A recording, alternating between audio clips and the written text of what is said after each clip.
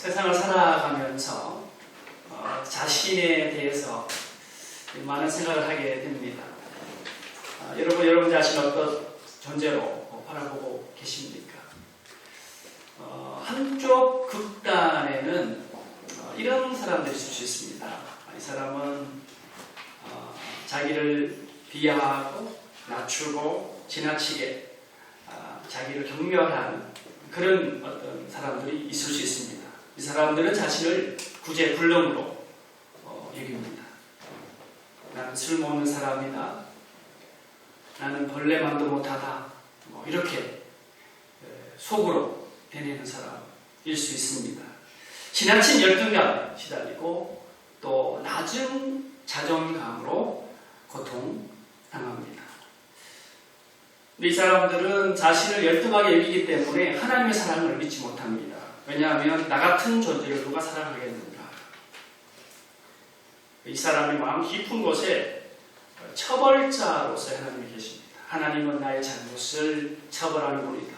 나를 이렇게 벌 주는 분이다. 그런 마음이 있는 거죠. 그러니까 하나님이 자신을 처벌하고 벌 준다고 생각하니까 하나님을 가까이 가지 못합니다. 하나님의 사랑을 받아들이지 못합니다. 하나님을 믿고 있지만 하나님의 사랑을 받아들이지 못하는 것이죠. 그렇기 때문에 마음에 기쁨이 없고 평안이 없습니다.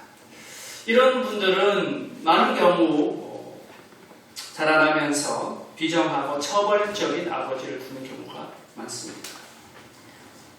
왜냐하면 심리적으로 아버지의 이미지는 하나님의 이미지와 깊이 연결되기 때문이죠. 그래서 하나님을 사랑의 하나님으로 보지 못하고 비열하고 처벌적인 분으로 믿고 보게 되는 것입니다. 근데 이것이 무의식적으로 마음속에 일어나고 있기 때문에 자신도 그렇게 느끼고 있다는 것을 깊이 생각하지 못합니다. 물론 이런 분들도 좋은 교육을 받고 또 세상에서 출세하고 성공할 수는 있으나 그러나 그 마음 깊은 곳에 염려가 있고 불안이 있고 내가 어떻게 될까? 자신감이 없는 것이죠. 깊은 열등감과 낮은 자존감의 포로가 되는 것입니다.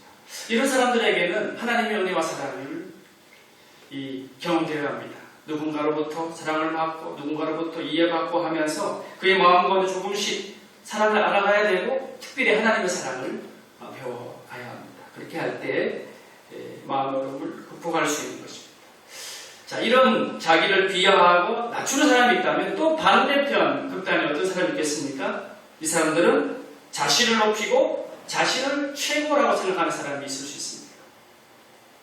이기적입니다. 독선적이죠. 자기만 중요한 사람이라고 인식합니다. 그러다 보니까 타인은 안중에도 없습니다. 자기에게 도취되어 살아가고 성공하기 위해 주변 사람들을 착취합니다. 이런 남자와 결혼한 여자는 어떻게 될까요? 40대, 50대가 되면 우울증에 걸린다고 합니다. 왜냐하면 남편은 왕이죠? 그러면 자기는 노예가 되는 것이죠. 그러다 보니까 자신의 삶 가운데 자신의 영역이 없는 것입니다. 이런 사람들을 전문용어로 나르시시스트라고 그러죠. 그 나르시시스트 남편은 아내의 고통을 이해하지 못합니다. 세상에 나 정도의 남편이 어디 있겠냐고. 내가 이만큼 하면 되지. 그런 마음인 거죠. 그러니까 아내가 고통을 호소해도 듣지 못하고 자살을 생각해도 꾀명이라고 말하는 것입니다. 한마디로 인정머리가 없는 사람일 것입니다. 남의 고통을 전혀 이해하지 못합니다. 여성들 중에는 이런 분들을 많지는 않을 겁니다. 이렇게 말할 수 있습니다. 내가 너무 예뻐서 너희들에게 늘 미안해. 공주병이죠. 이것도 나르시시스트일 것입니다. 자, 자기도치 사랑하고 있는 것입니다. 성경은 교만을 가장 모든 죄의 근원이라고 말합니다. 하나님을 싫어하는 사람은 교만한 사람이죠. 왜냐하면 하나님을 불순종하는 것은 그 교만 때문에 오기 때문입니다. 물론 사람마다 이런 모습은 조금씩 있습니다. 그런데 이제 차이는 무엇입니까? 나르시시스트는 과도하지 않고 파괴적이지 아니하다는 것이죠. 그래서 나르시시스트들은 삶을 살아가면서 고난을 당하면 그것이 오히려 유익이 됩니다. 병에 걸리거나 사업에 실패하거나 중요한 사람이 일었을 때 이제 그때서 자기를 돌아보고 자신을 살피는 거죠. 고난이 오히려 그들에게 영적인 기회가 돼요. 하나님을 만나는 그런 자리가 됩니다. 아마도 대부분의 사람들은 자기를 비하하는 사람, 교만한 사람의 중간쯤에 있을 겁니다. 과연 나는 그 무게의 추로 봤을 때 어디에 있는가? 그건 다를 뿐이라고 생각이 됩니다. 우리는 스스로에게 묻습니다. 나는 어떤 존재인가? 나는 어떤 사람인가? 나의 나됨을 제대로 인식하고 있는가? 지나친 자기 비하도 문제지만 지나친 자기 도취, 자기 교만도 큰 문제입니다. 하나님 앞에서 우리는 우리 자신을 어떻게 바라보아야 하겠습니까? 어떻게 살아가야 하겠습니까? 깊이 질문하게 됩니다. 건강한 자기 이해는 나의 나됨을 알 때 옵니다. 나는 어떤 존재인가? 건강한 자기 이해가 필요합니다. 또한 타인과의 관계성입니다. 사람 혼자 살 수 없죠. 타인과의 관계성 속에서 자신을 이해하고 자신을 평가하고 또 자신을 바라보게 되는 것입니다. 그리고 하나님과의 바른 관계성 속에서 나의 나됨을 알 수 있습니다. 인간은 스스로 존재하지 못하는 존재이기 때문이죠. 그래서 건강하고 균형 잡힌 관계를 형성하기 무엇보다 중요합니다. 자, 이 성경의 인물 중에서요, 다윗만큼 존경받는 인물이 없습니다. 다윗은 많은 사람들에게 인정을 받았을 뿐만 아니라 하나님의 마음에 합한 사람이었죠. 그래서 성경을 보면 다윗을 평가하기를 하나님의 마음에 합한 사람, 내 마음에 합하다, 하나님 그렇게 평가해 주셨습니다. 그런데 오늘 그래서 그런 거 보면 다윗은 굉장히 겸손한 인물이고 또 하나님의 목소리를 청종하는 그런 순종의 사람인데 오늘 이 시편에 나오는 이 다윗은 좀 이상한 것 같습니다. 성경을 읽으면서 어떤 생각을 했습니까? 1절을 보면 내가 나의 완전함에 행하여 싸우며 그렇게 시를 시작하고 있지 않습니까? 사람이 어떻게 완전할 수 있겠습니까? 그렇죠? 지나친 교만이 아닙니까? 얼마나 완전하면 이런 자신감이 있겠습니까? 그리고 또 말합니다. 흔들리지 아니하고 어떻게 사람이 흔들리지 않을 수 있겠습니까? 흔들림 없는 삶이 어떻게 가능합니까? 그리고 또 노래하죠. 여러분 4절 이하를 보시면 허망한 사람과 같이 앉지 아니하여 싸우며 간사한 자와 동행하지도 아니하리이다. 5절에 보면 내가 행악자의 집회를 미워하노니 악한 자와 같이 앉지 아니하리이다. 이 다윗은 그야말로 당당합니다. 그렇죠? 우리가 알고 있는 다윗의 겸손함이 보이지 않습니다. 아무리 다윗이라고 해도 교만한 사람처럼 보입니다. 하나님 앞에 그는 뭐라고 말합니까? 하나님 여호와여 나를 판단해 주십시오. 평가해 주십시오. 판단해 주십시오. 그렇게 그는 외치고 있습니다. 왜 다윗은 이 기도를 하고 있을까? 깊이 물어보게 됩니다. 시편 26편을 주석을 한 성경책을 보니까 제목을 이렇게 붙여놨습니다. 좀 이해가 되는데 제목이 뭐냐면 무고한 자의 고백과 기도. 무고한 자. 무고한 자는 무엇입니까? 억울한 사람이죠. 죄를 뒤집어 쓴 사람이죠. 나는 죄가 없는데 고발당한 사람이죠. 그래서 그는 하나님 앞에서 자기 결백을 주장하고 있는 것입니다. 여러분 살아가면서 여러분 어떻습니까? 억울하게 고소당하거나 내몰린 적은 없습니다. 실제로 뭐 죄를 짓고 잘못을 했다면 그런 고발 당해도 당연하다 그렇게 받아들일 수 있겠지만 만일 나는 그런 고소를 당할 만큼의 잘못을 저지르지도 않았는데 억울하게 누명을 쓰고 고소를 당한다면 그 마음이 어떻겠습니까? 너무 힘들 겁니다. 이 다윗의 상황이 그런 상황이었던 것으로 보입니다. 그래서 성경 본문에는 어떤 억울함이 있는지는 나오지 않습니다만은 분명한 것은 다윗은 깊은 고통 속에서 하나님 앞에 기도하고 있습니다. 그런데 여러분 이 다윗의 이 처절한 기도, 무거운 자의 기도와 고백 속에서 우리가 몇 가지 배워야 할 중요한 교훈이 있습니다. 첫째는 뭐냐 하면 다윗은 먼저 하나님 앞에 나아왔다는 것입니다. 진실한 마음으로 절실한 마음으로 하나님을 찾습니다. 자기의 삶을 꾸미지도 않습니다. 포장하지 않은 모습으로 하나님 앞에 그는 나아가는 것입니다.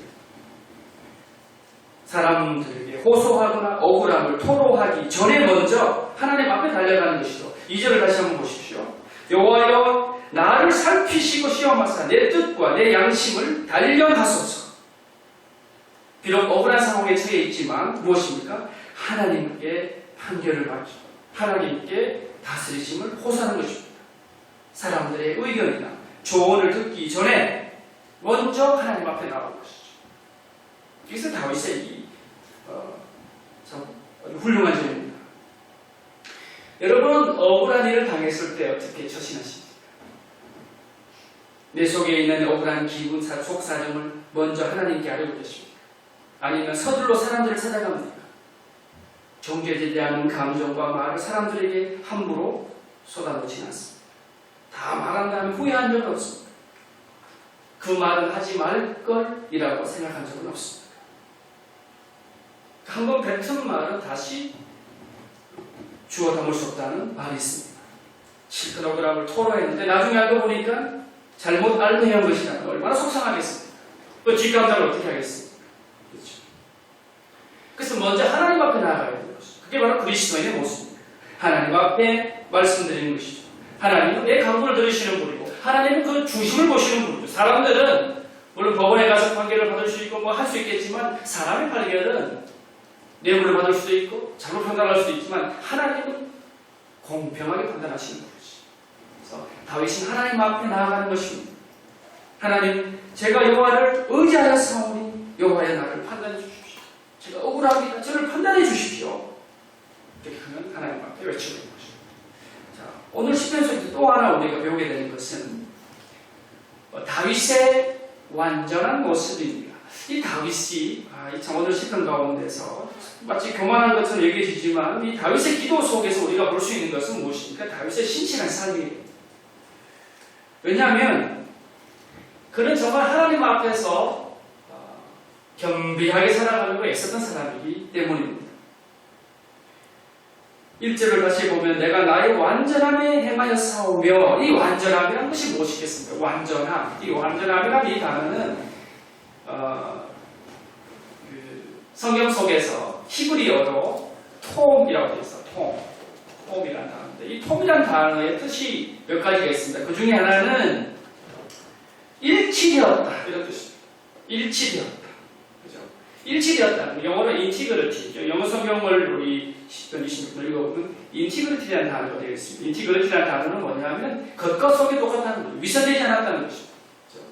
그래서 인티그리티가 있는 사람은 믿을 수 있는 사람이죠. 그 사람 말은 그대로 수용할 수 있을 때 그 사람은 인티그리티가 있다. 이렇게 말합니다. 완전함이라는 것은 인티그리티가 있다는 뜻이고 또 하나는 순전하다는 뜻입니다. 순전한. 영어로 말하면 innocence. 우리 아이를 innocent하다고 하지 않습니다. 순수하다. 그러니까 순수한 마음으로 살아간다는 뜻이고 또 하나 이 폼이라는 이 완전함의 이 단어는 흠이 없다. 그런 뜻입니다. 흠이 없다. 여러분 그래서 이제 레위기를 읽어보면 레위기의 제사 제도가 많이 나오는데 하나님 앞에 제사를 드릴 때 어떻게 합니까? 흠 없는 제물을 드리죠. 그죠? 흠 없는 제물. 양이라든지 뭐 소라든지 염소를 드릴 때 흠이 있으면 안 됩니다. 흠이 없다는 것은 무엇이겠습니까? 깨끗한 걸 말하는 거죠. 완벽한 건 아닐 겁니다. 그러나 제사 제도 중에 측면에서 봤을 때 깨끗하게 뭐 다리가 상하거나 어디 하나 뭐 이렇게 다치거나 그렇지 않은 깨끗한 흠 없는 제물을 하나님 앞에 드립니다. 그리고 보면 이 다윗이 말하는 완전함은 어떤 윤리적인 도덕적인 완성으로서의 완전함이 아니고 하나님 앞에서 그런 이렇게 온전함을 유지하고 살기 원했다는 거죠. 사실 신학적으로 말하면 완전한 사람이 누구가 있겠습니까? 모든 사람이 죄를 범하여서 하나님의 영광에 이르지 못했다고 성경은 말씀하지 않습니다. 그런 의미에서 이 다윗이 말하는 이 완전함이라는 것은 하나님 앞에 살아가는 사람의 태도입니다. 성경을 읽어보면 이런 완전함을 추구했던 사람들이 있습니다. 그 중에 한 명은 노아죠. 노아를 한번 보십시오. 노아가 하나님의 그 말씀을 듣고 방주를 짓는데 이 노아를 성경은 이렇게 묘사하지 않습니까? 창세기 6장 9절에 보면 노아는 의인이요 당대의 완전한 자라. 의인이요 당대의 완전하다. 이 완전하다는 단어가 이 톰과 비슷한 의미입니다. 뭐 히브리어는 타밈이라고 그러지만 형용사입니다. 완전한. 이렇게 완전하다는 것은 완벽한 건 아니겠죠. 그러나 그 당대에 하나님이 보시기에 그는 의로운 사람이고 하나님 앞에 온전함을 지키는 그런 사람이었다는 뜻입니다. 또 하나 이 성경 속에 나오는 사람은 욥이 있습니다. 여러분 욥기를 읽고 계시죠? 제가 오늘 욥기 안내를 좀 늦게 드렸는데 욥기를 읽어보면 욥의 그 신실하고 순수한 신앙을 우리가 배우지 않습니까? 근데 욥을 평가하기를 소개하기를 어떻게 했습니까? 욥기 1장 1절을 보면 온전하고 정직하여 하나님을 경외하며 악에서 떠났다 그랬어요. 여기서 온전하다 이게 탐이라는 형용사인데 이 톰이라는 형용사 같은 계열입니다. 같은 어원을 갖고 있습니다. 그러고 보면 이 완전하다는 것은 결국 하나님 앞에 살아가는 태도, 하나님을 경외하는 악에서 떠난 사람이죠. 그래서 그는 다윗은 완전한 사람이라기보다는 하나님 앞에서 온전함을 추구하는 사람이죠. 다시 말하면 하나님 뜻대로 살아가려고 애쓴 사람. 특별히 오늘 1절을 다시 보면 내가 뭐라고 했어요? 나의 완전, 하나님의 완전함이 하나님의 시각에서 완전할 수 없습니다. 그러나 내가 나 자신을 봤을 때 my integrity 하나님의 완전함이 아니라 내가 갖고 있는 하나님을 믿는 그 기준 안에서 완전함을 추구해야 한다. 다시 말하면 스스로 판단했을 때 최선을 다했다는 것입니다. 그렇죠? 그래서 간사한 사람과도 동행하지 않습니다. 행악자의 집회에 참여하지 않습니다. 악한 자와 같이 앉지 않습니다. 허망한 사람들과 같이 앉지 않습니다. 하나님 앞에서 경건함을 유지하는 것이죠. 노아처럼 욥처럼 그랬다는 것이죠. 이것은 영적 교만을 말하는 것이 아니라 오직 하나님 앞에서 진실하고 정직하고 그렇게 살기를 그런 애썼다는 것이죠. 그걸 하나님 앞에 호소하고 있는 것입니다. 그래서 다윗이 위대한 인물이라는 생각이 듭니다.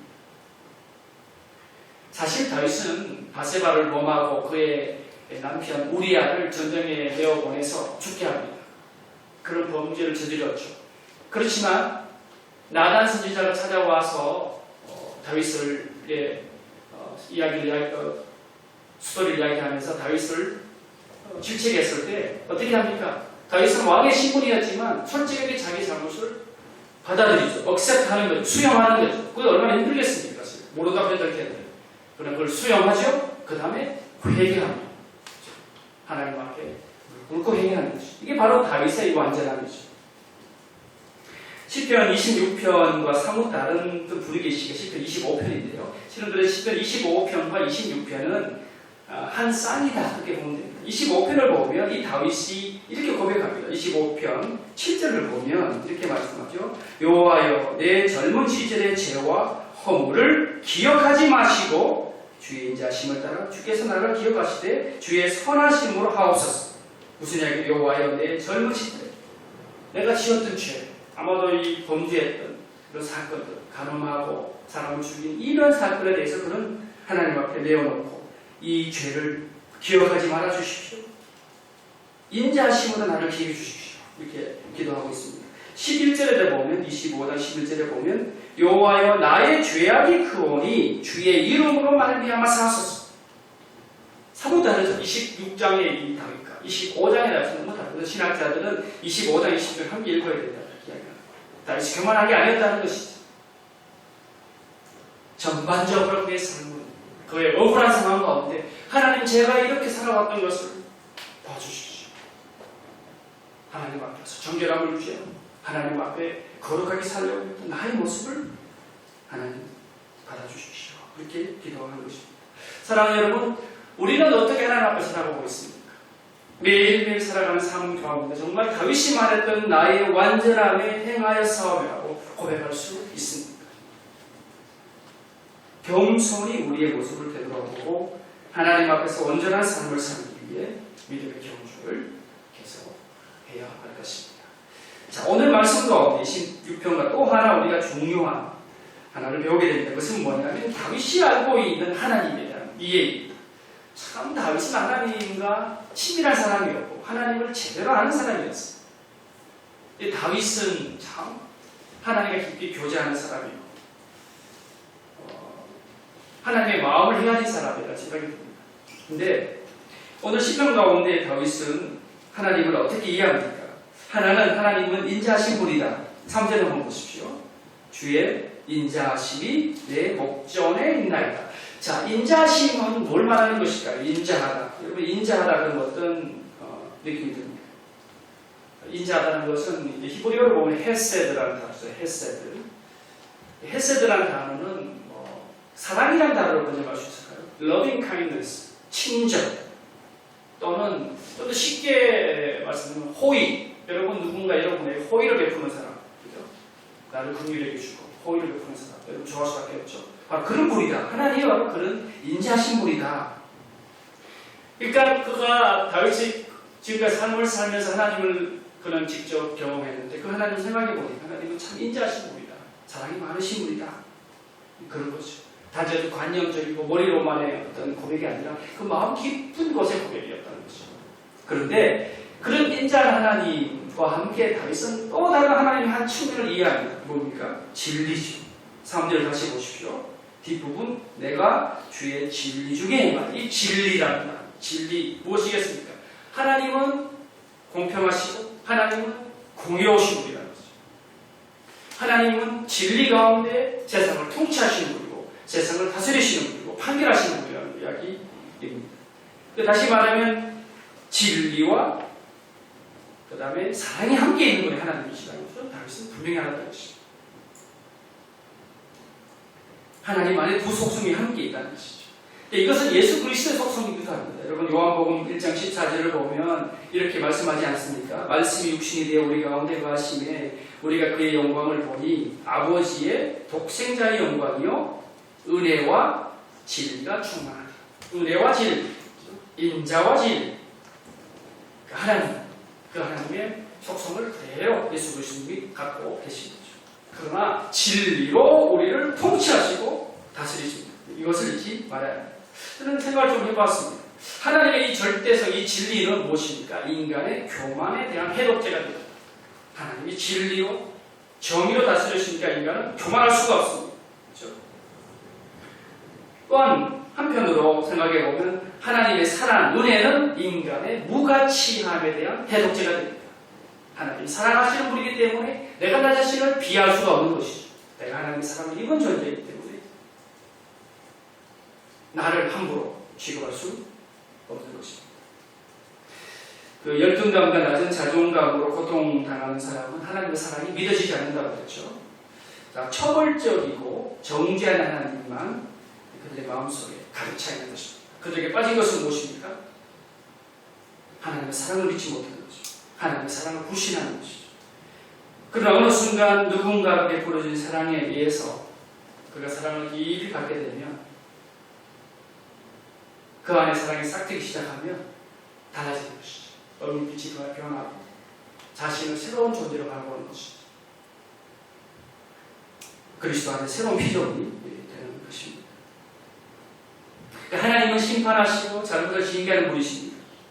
그러나 우리를 판단하시고 심판하시는 그 하나님이 또한 우리를 사랑하시고 긍휼히 계신 하나님. 하나님의 이 양면성을 우리가 보게 됩니다. 하나님은 절대 주권자시죠. 세상 모든 것을 통치하시는 분이시죠.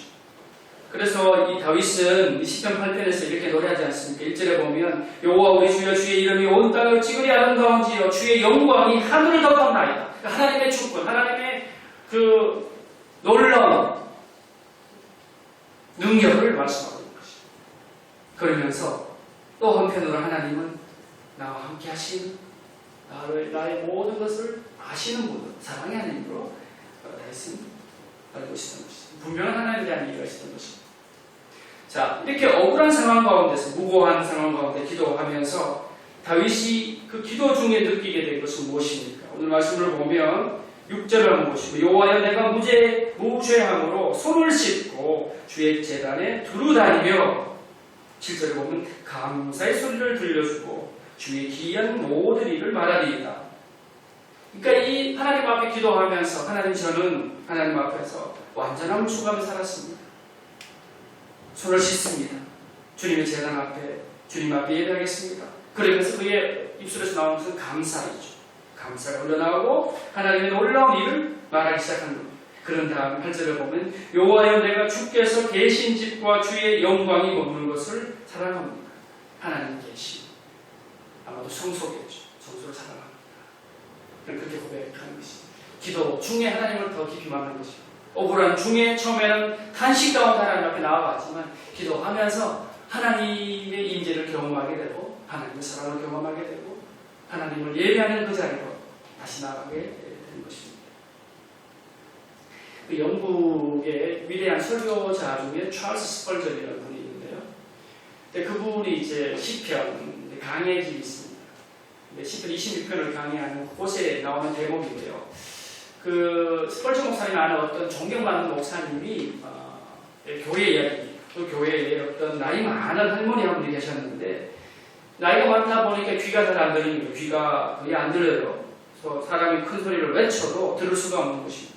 그런데 그 할머니는 매주 예배를 빠지지 않고 규칙적으로 늘 일찍 예배 자리에 오는 것입니다. 그래서 그 목사님이 좀 궁금했습니다. 귀도 안 들리시는데 예배 자리를 많이 답답할 텐데 어떻게 예배에 왔을까? 그런 질문을 갖고 있었는데 어느 날 찾아가서 궁금해서 여쭤봤습니다. 할머니 어떻게 이렇게 귀가 안 들리시는데 예배의 자리에 매주 이렇게 빠지지 않고 일찍 이렇게 나오십니까? 질문에 할머니의 대답은 뭐냐면 두 가지였는데 하나는 목사님 말씀을 들을 수는 없지만 나는 하나님의 집을 사랑하기 때문에 이곳에 나옵니다. 내가 하나님의 집을 사랑합니다.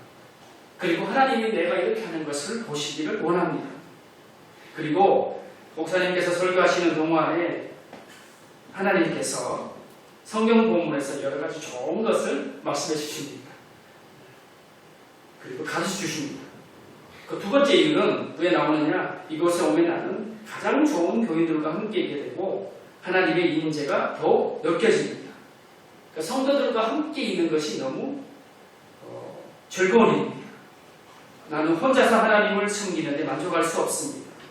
그래서 정기적으로 예배에 참석해서 하나님을 섬기고 그분께 영광을 돌리는 것은 나의 의무이자 또한 특권입니다. 그렇게 이야기했다는 것입니다. 그래서 스펄전 목사님이 그 이야기를 듣고 이렇게 하나 이제 코멘트를 붙였습니다. 그녀의 삶은 사람의 말소리를 들을 수 있으면서도 예배에 늦게 나오는 사람들 또는 전혀 예배에 참석하지 않는 사람들에게 진정 엄숙한 경고와 책망이 되었다. 이렇게 적고 있습니다. 이 다윗의 마음 가운데 하나님을 예배하는 마음이 있었어요. 불평으로 시작했는데 마음이 변하기 시작한 것입니다. 불평으로 시작했는데 감사가 나오는 것입니다. 불평으로 시작했는데 그 마음 가운데 하나님이 지금까지 나에게 하셨던 선하심을 떠올리게 된 것입니다. 그의 마음에 변화가 생기죠. 그런데 그의 마음에 확신이 생깁니다. 12절을 보면 내 발이 평탄한 것에 섰사오니 평탄한 것에서 하나님께서 나의 삶을 평지로 만들어 주실 것이다. 그러면서 하나님의 이름을 송축합니다. 그러면서 더 나아가서 이제 지금까지 이렇게 살아왔던 것처럼 계속해서 하나님 앞에서 나의 완전함을 행하겠습니다. 여러분 11절을 보면 나는 나의 완전함에 행하오리니 이건 미래이지. 그런데 1절을 보면 나의 완전함에 행하여 사오며 지금까지 이렇게 살아왔다는 거죠. 그런데 이런 억울한 일을 당했습니다. 그러나 기도하면서 그의 마음 가운데 평화가 찾아가고 기쁨이 회복되고 감사가 생기고 하나님이 함께 하셨던 역사를 기억하게 되면서 그의 마음에 어떤 마음이 듭니까? 계속해서 하나님 앞에서 온전함을 유지하면서 살겠습니다. 그 고백을 하고 있는 것입니다. 사랑하는 여러분, 하나님은 우리를 지켜보고 계십니다. 불과 같은 눈으로 우리를 지켜보고 계시죠. 그래서 매일매일 주님 앞에서 진리와 은혜 가운데 살아야 할 것입니다. 혹 억울한 일이 생길지라도 사람들에게 달려가서 그 억울한 사정을 말하기 이전에 먼저 하나님을 바라봐야 할 것입니다. 사람의 소리와 판결이 아닌 하나님의 소리에 귀를 기울여야 합니다. 그리고 하나님이 다스리시는 그 완전한 가운데 거할 수 있는 그런 사람을 우리가 매일매일 새로워져야 할 것입니다. 그렇게 할 때 이 다윗의 고백이 여러분의 고백이 될 줄 믿습니다. 내 발이 평탄한 나에 섰사오니 무리 가운데에서 여호와를 송축하리이다. 여호와 이름을 높이 겠습니다. 이 고백이 오늘 저와 여러분의 고백이 되기를 간절히 원합니다. 기도합시다.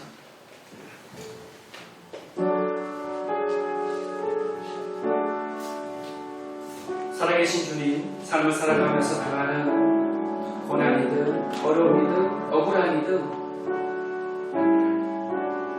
우리 삶 가운데 그런 욥이 당했던 고난처럼 불의한 고난도 있을 것이고 또한 삶을 살아가면서 억울하게 쫓겨나가는 그런 시간들도 있을 수 있습니다. 그러나 하나님 오늘 더 이상 이 고백을 통하여 우리를 다시 한번 돌아보고 하나님 앞에서 완전함을 추구했던 이 다윗이 오늘 나의 모습이 되기를 간절히 원합니다. 우리 가운데 감사가 회복되게 하여 주시옵소서. 하나님이 지금까지 우리의 삶 가운데 함께 하셨던 그 놀라운 역사를 기억하고 증가하게 하여 주시옵소서. 우리 안에 예배함의 기쁨과 감격이 새로워지게 하여 주시옵소서. 주님이 나를 지켜보고 계시고 나를 사랑하시고 진리로 하나님 우리를 판단하고 계심을 굳게 믿기에 삶의 여러 환경과 상황 가운데 우리의 지수를 주님께로 고정하고 나의 완전한 가운데 행함으로 우리의 삶이 평탄해지고 우리 삶을 통하여 하나님께 영광을 부르시고 주의 친히 함께하여 주시옵소서. 예수님의 이름으로 기도하옵나이다. 아멘.